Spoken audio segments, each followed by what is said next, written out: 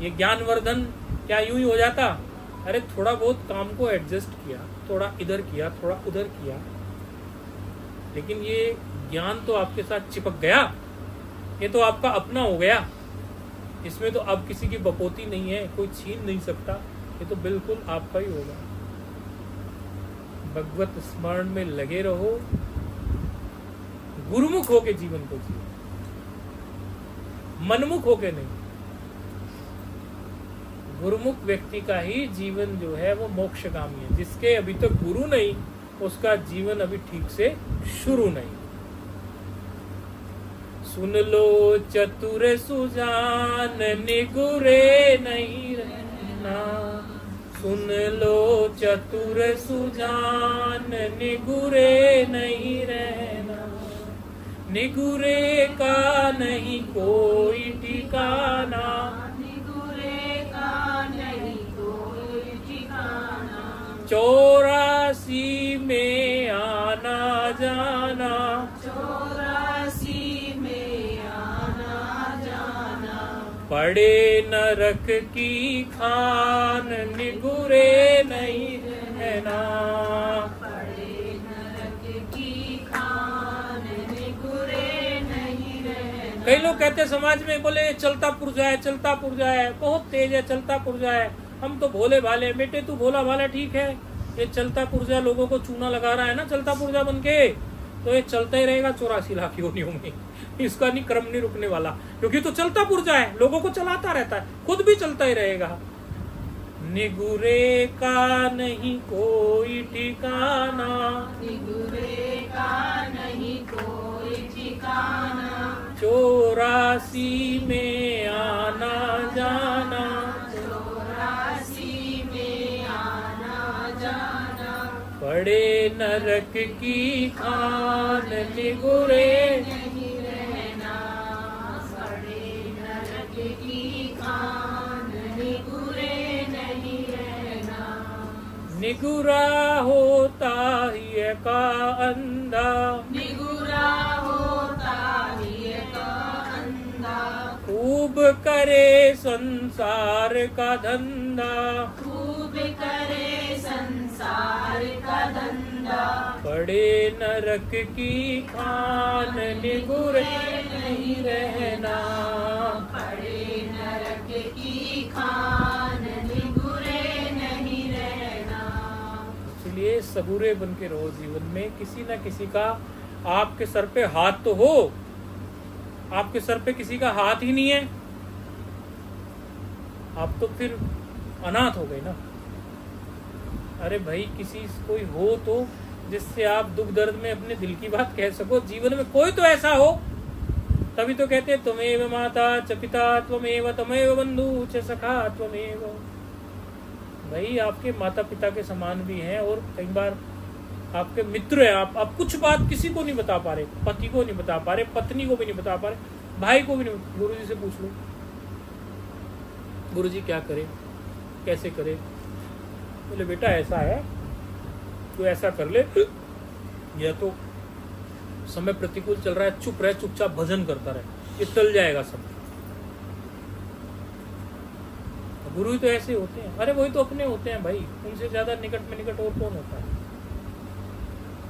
आप संसार के कितने भी रिश्ते बना लो, कुछ भी, वो आपको कितने सगे हों, कहीं ना कहीं उनके मतलब की जब तक बात करोगे तब तक ठीक है। अहेतु की कृपा, बिना किसी स्वार्थ के कृपा तो गुरुदेव ही बरसा सकते हैं ना, वरना सबका कोई ना कोई स्वार्थ छिपा है। जब तक उनकी अनुकूलता से बात करो, पति की अनुकूलता से बात करेंगे तो पत्नी अच्छी है, पत्नी की अनुकूलता से पति करेंगे तो पति अच्छा है। जिस दिन कुछ प्रतिकूल बात कर दोगे सब ऐसा ही कर दो केवल जीवन में। इसीलिए गुरु अपने सहाय होते हैं। अपना इष्ट, अपना मंत्र जो है गुरु के द्वारा जो प्राप्त होता है, वो आपको गुरु का जो संबंध होता है, सारे रिश्तों का संबंध शमशान से आगे नहीं चलता। मैक्सिमम शमशान तक ले जाते हैं वो, मैक्सिमम। गुरु का संबंध उससे भी आगे होता है। जब शिष्य जाता है तो गुरु के द्वारा जो प्राप्त ज्ञान है, वो जो जप किया हुआ है, वो उसके जो सूक्ष्म शरीर जो स्थूल शरीर से निकलता है, जो यात्रा करता है, स्थूल शरीर थोड़ी कहीं जाता है, वो तो वहीं पड़ा रहता है ना। सूक्ष्म शरीर, उसी में सारे संस्कार पड़े होते हैं। कहते हैं ना कि भाई अपने कर्म का लेके चला गया, ये इसके अंदर ही गया। वो संस्कार आपके अंदर ही पड़े होते हैं, वो गुरु का ज्ञान आपके अंदर ही पड़ा होता है। वो शमशान से आगे की यात्रा भी आपकी व्यवस्थित करता है। गुरुजन तो जब चेले का शरीर छूटता है, ये भी ध्यान रखते हैं कि ये इधर उधर के लोक में ना भटक जाए कहीं, इसको सही लोक प्राप्त हो, इसकी यात्रा पूरी हो। आप समझ नहीं सकते गुरु कहां तक निभाते हैं आपके साथ, आपकी कल्पना से बहुत परे। आपके जीवन में कोई नेगेटिविटी आने वाली हो, आपको बताएंगे नहीं, चुपचाप आपसे कुछ उपाय करवाएंगे, क्योंकि उन्हें पता है कुछ गड़बड़ घटने वाली है इसके जीवन में। यदि हम पहले इसको बता देंगे, या हड़बड़ा जाएगा, घबरा जाएगा। पर चुपचाप कहेंगे बेटा तू आजकल ये पाठ कर लिया कर, तू सिद्ध कुंजी का स्तोत्र पढ़ लिया कर, तू ऐसा कर लिया कर। उपाय बता देंगे चुपचाप। ये नहीं बताएंगे आपको कि ये समस्या होने वाली है, ये परेशानी आने वाली है। और शिष्य सोचता है कई बार, जिसको अकल है वो तो बुद्धि से सोचता है ठीक से, तो इसकी अकल काम नहीं करती, होगा गुरुजी मुझे परेशानी क्यों आ गई। उसे ये पता नहीं कि पहाड़ जैसा कुछ आने वाला था, कंकड़ ही लगी है बस। कंकड़ रख के पीछे छुट गया तेरा, पहाड़ के नीचे दबने वाला था। बुद्ध के जीवन में आती है ये कथा। बुद्ध ध्यान में बैठे हुए थे और उनको एक कंकड़ आके लगी, ऊपर से पहाड़ टूटा और कंकड़ आके लगी। भिक्षु बोले कि भगवान ये क्या हुआ। बोले शायद मेरा ध्यान थोड़ा ओछा रह गया, इसीलिए ये कंकड़ लगी, और यदि मैं बिल्कुल ध्यान में नहीं होता तो मैं पूरा पहाड़ ही मेरे ऊपर आके गिरता। मैं ध्यान में था तो ये पहाड़ का टूट टाट के थोड़ी सी कंकड़ मुझे टच हुई। तो शिष्यों का और गुरु का ऐसा ही होता है। हम कई बार बहुत सी बातें बोल जाते हैं, कह जाते हैं, बाद में सोचते हैं हम तो ऐसा कहना नहीं चाह रहे, फिर बाद में कोई हमें बताता है कि मैं ऐसा सोच रहा था गुरुजी, आपने उसका समाधान मुझे दे दिया। उन्हीं के संकल्प से हम बोल जाते हैं। शिष्य का और गुरु का बहुत गहरा कनेक्शन होता है। आप मिलो ना मिलो, आप कहीं भी रहो, इस लोक से दूसरे लोक में भी जाओगे, आपका कनेक्शन तब तक टूटने वाला नहीं है जब तक आप मुक्त नहीं हो जाओगे। यहाँ तक का कनेक्शन होता है गुरु शिष्य का। क्योंकि हम अगड़म तगड़म स्वाहा का तो कोई मंत्र देते नहीं, अपना वैदिक शास्त्र प्रमाणित आपके इष्ट देव का मंत्र आप लोगों को देते हैं, सिखाते हैं, बताते हैं, करवाते हैं। वही नाम जब आपसे कराते हैं तो आपका कनेक्शन आपके इष्ट से बन जाता है, और गुरु और इष्ट आपको एक दिखने लगते हैं। फिर राम जी इष्ट है तो गुरु भी दर्शन देंगे, राम जी भी देंगे। कृष्ण इष्ट है तो कृष्ण भी दर्शन देंगे और गुरु भी देंगे। आपको पता चल जाएगा कि कृष्ण गुरु एक है, शिव गुरु एक है। शिव ही गुरु है, गुरु ही शिव है, शिव ही गुरु है, गुरु ही शिव है। दोनों एक है, कोई भेद नहीं है, दोनों एक है, कोई भेद नहीं है। शिव ही गुरु है, गुरु ही शिव है। भगवान में, और ये श्लोक के माध्यम से शुरू में ये श्लोक बोला था, ईश्वरो गुरुरात्मेति। जब आके बैठे थे ये श्लोक बोला था, ईश्वरो गुरुरात्मेति मूर्ति भेद विभागिने। हम अपने पास से नहीं बोल रहे, शास्त्र बोल रहे ऐसा।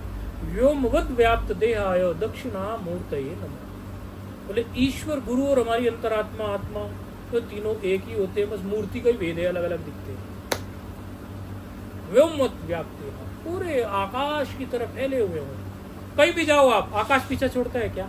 बताओ, आज तक कभी ऐसा हुआ कि आप दुनिया किसी कोने पे चले गए, आकाश नहीं था वहां? इसलिए भगवान जी गुरु की तुलना आकाश से, आकाश स्वरूप उन्हें इसलिए बोलते हैं कि वो सब जगह मिलेंगे आपको, सर्वव्याप्त है ना, आकाश पीछा नहीं छोड़ता। ये नहीं होता आकाश की बाहर जो देखते हो वो आकाश है। आकाश कहते हैं ये अभी इसका आकाश ये है, ये आकाश ही है ना, इसको आकाश बोलते हैं। ये नहीं कि बोले ऊपर जाएंगे देखेंगे वही आकाश है, अभी यहाँ का आकाश ये है, बाहर निकलोगे वो आकाश।